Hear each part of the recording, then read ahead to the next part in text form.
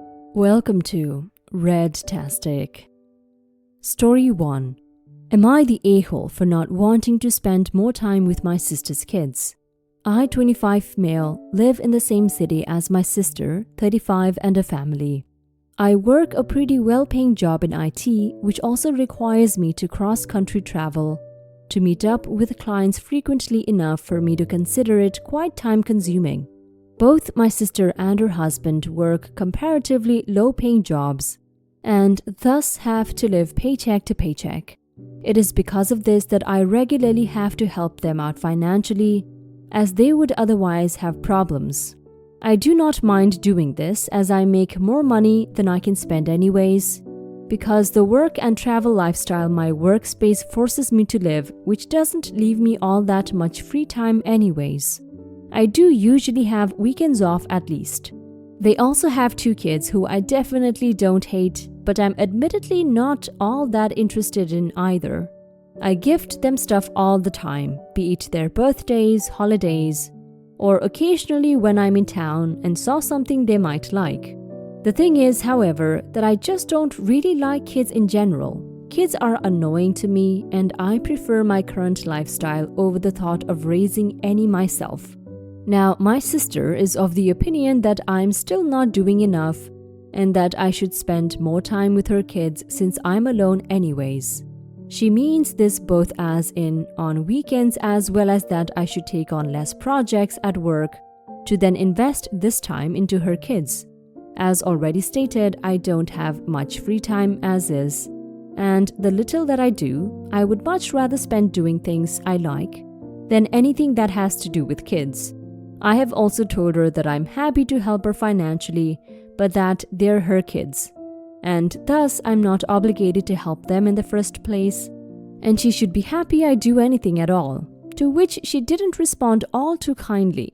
What she's expecting of me feels unjustified to me, as I feel I already support her family enough. However, I might be wrong, which is why I would like to get other opinions regarding this matter. So, am I the a-hole? Not the a-hole. You are already doing more than most siblings would. You give financial support, buy gifts for the kids, and still try to show up when you can, despite having a demanding job. That's generous. But your sister is pushing beyond reasonable boundaries by expecting you to sacrifice your limited free time and even take fewer projects at work just to help raise her kids. Her kids are hers and her husband's responsibility. It's great that you're the cool uncle who helps out, but that doesn't mean you're obligated to be a co-parent or change your lifestyle to revolve around them. Preferring to spend your free time on yourself doesn't make you selfish in any way. Your sister's frustration probably comes from stress and financial strain, but it doesn't justify trying to guilt you into more involvement. You have set fair boundaries, and it's up to her to respect them. Now for some comments. Not the a-hole. You don't like kids and they're not your kids. Your sister's actions and family shouldn't have a major impact on your life. You are not responsible for them or her family at all. You helping financially and giving those kids gifts, I would say, is more than enough.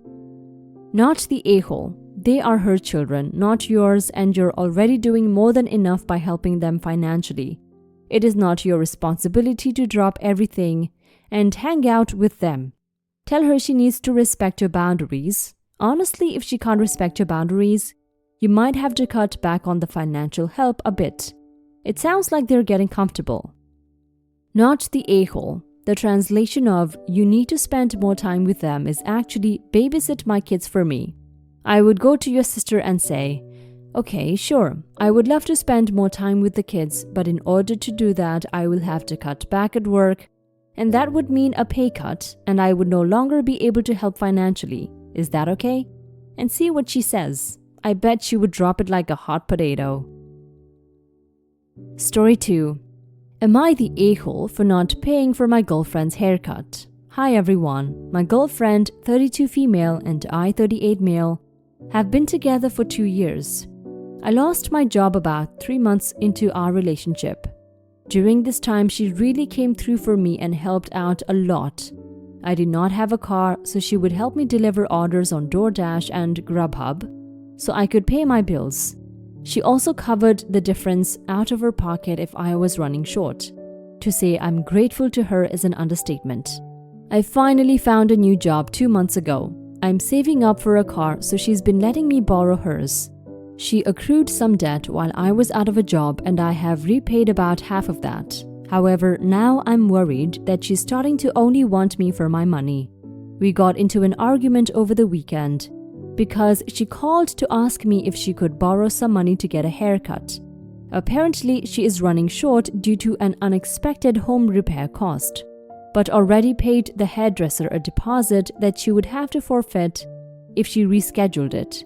I had a long day at work and was exhausted, both mentally and physically. So when I noticed that my phone was ringing, I was really excited to see her name. But after I answered, she immediately asked me for money. I felt crushed because she did it without even asking how my day was first. I told her that I guess I understand what my new role is in her life now, and she threw a huge fit about it. She claims that she gave me her everything for a year and a half just to keep a roof over my head, and that she's accrued debt from when I wasn't working, so I shouldn't be so opposed to doing her a favor. I recently bought her car a new set of tires and got the brake pads replaced, as well as gave her some money to repay the debts with. I have also paid for the car payment and insurance since I started working, because I have it at my place more than she does while I save up to buy my own. So it's not like I don't contribute to her expenses already. She keeps guilt-tripping me because a haircut is a small ask, considering everything I've done for you, which feels very controlling. Now she won't talk to me, and I'm scared that she's going to break up with me without even hearing me out. I hated taking her money when I was jobless, and that I have to use her car now. I didn't want to do it in the first place. Anytime I needed her to pay for something, it was because it was an important expense, like my rent or power. So the way she is asking for something unnecessary like a haircut just feels like a slap in the face. Am I the a-hole? Edit. She didn't talk to me for 3 days and then she dumped me. You're the a-hole. She literally kept you afloat when you were jobless, used her own car to help you make money, covered your bills when you came up short, and even went into debt doing it. Now that you're back on your feet paying for her haircut, which you already put a deposit in, is hardly controlling. It's literally doing the bare minimum, dude. It's a freaking haircut. You didn't mind taking her help when it was important, but you're dismissing her needs as unnecessary because it's not your definition of essential. Self-care like a haircut is necessary, especially when she's been carrying the financial and emotional load for so long. The truth is, you made her feel like she was being used. That "guess I know my role now" jab was cruel and dismissive after everything she sacrificed for you. She probably realized she deserves better. You took and took when you needed it, but when it was her turn to ask for a tiny thing, you made it about her being manipulative. No wonder she left. Now for some comments. You're the a-hole. A year and a half she helped pay for all your expenses, and that's good you've paid back half.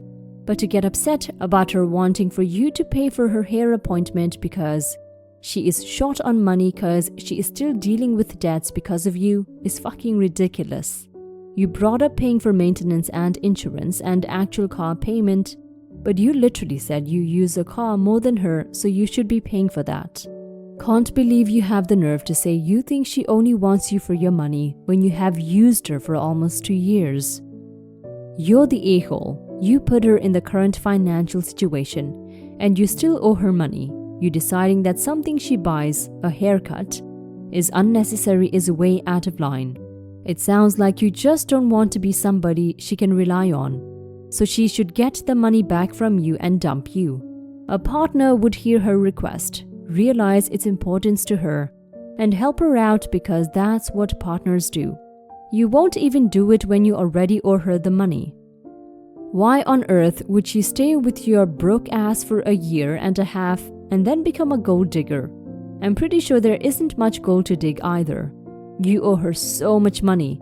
And she doesn't seem to be asking for it back. She just wants actual support from a partner, like a normal person. I really hope this is just rage bait. Story 3. Am I the a-hole for telling my wife to divorce me because I'm not forcing adoption on my daughter? I, 33 male, have an 8-year-old daughter, Ella, with my ex, and I have full custody of her. I'm married to Laura, 30 female, and we have 2 kids together. Ella's mom is a train wreck, alcohol, drugs, multiple arrests, and a lot of personal issues. She has not seen Ella for about a year now.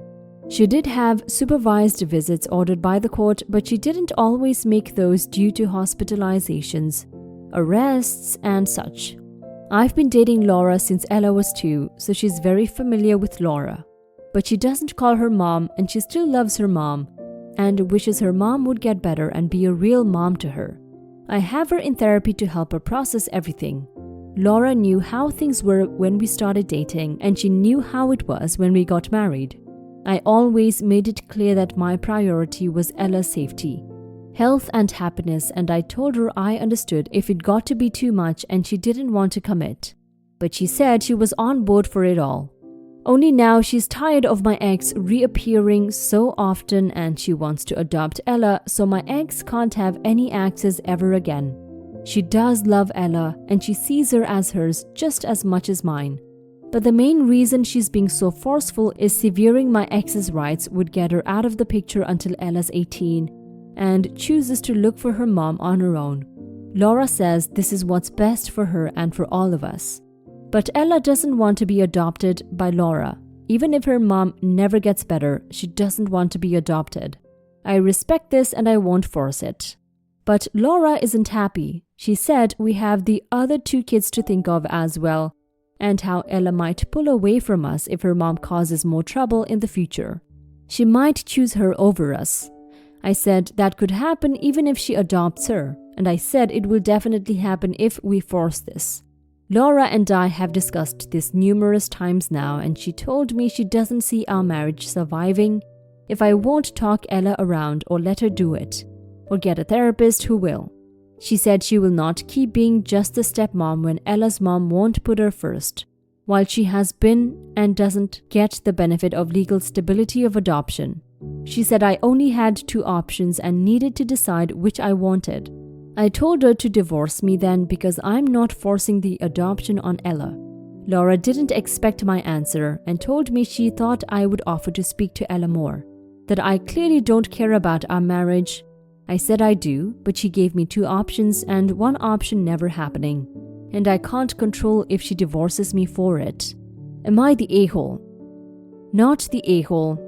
You did the only thing a good parent should do. You put your child's needs above everything else. Ella is old enough to express her feelings clearly, and she is in therapy working through the trauma of having an unstable mom. Forcing adoption on her when she doesn't want it would send the message that her feelings don't matter, and that would destroy trust between you and her. Your wife's desire to adopt comes from a place of love and maybe some insecurity, but at the end of the day, it's not about her feelings, it's about Ella's. Adoption is permanent, legally and emotionally.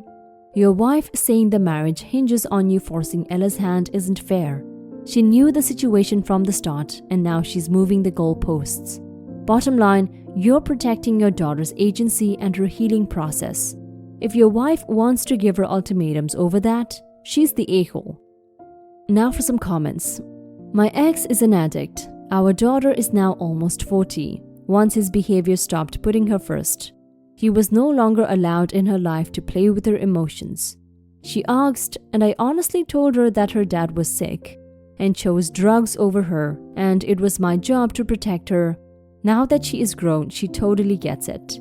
She has been in touch with her biological dad and is glad she was not exposed to him as a child. Your daughter is 8. She is not old enough, mature enough to make this decision.